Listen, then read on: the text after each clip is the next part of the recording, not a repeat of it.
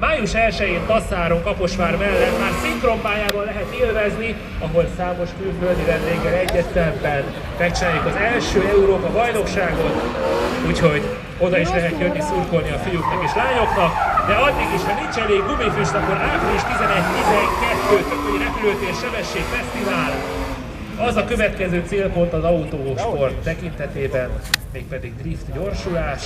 Egyébként köszönjük az Eneosnak, az Y2000-nek, a My Action Cam-nek, a Drift Kamerák kizárólagos forgalmazójának, illetve a GCT Hungáriának, hogy nekünk biztosította ezt a 25 millió forintos 3CX Eco típusú gépjármű, parkolójárművet, ami egészen konkrétan olyan vattaúj, hogy nincs leszedve a fólia sem az üléséről, a targoncáról nem is beszél, ami 7 millió forintot ér. Igen, az összgépérték az mindjárt 60 millátó karistája. Nagyon jó, eddig hibátlan a futam, hölgyeim és uraim, eddig hibátlan! Gyönyörűségesen, szépen forog. És jaj, de szép!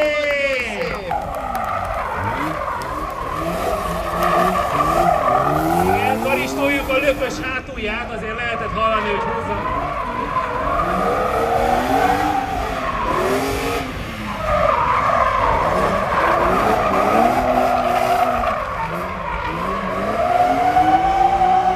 Szántó Nikolett! Űridőben, hölgyeim és uraim, űridő! Térugrás van! Ez annyira ütött! Lökös, nézzétek meg rajta, hogy nem elog a vezető oldali részen, vezető oldalon, mert hallottuk, hogy karistolta egy-egy kanyarnál. Jó, akkor ez ilyen gyárilag.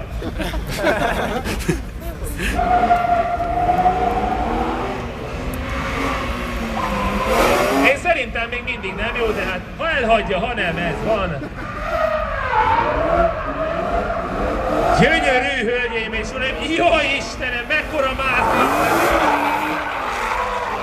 Drift rendben van, rendben van!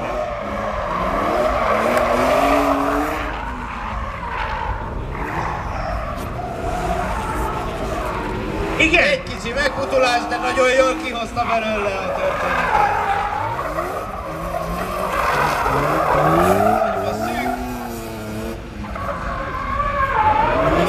Szintén nagy jöjjön át, és racsni!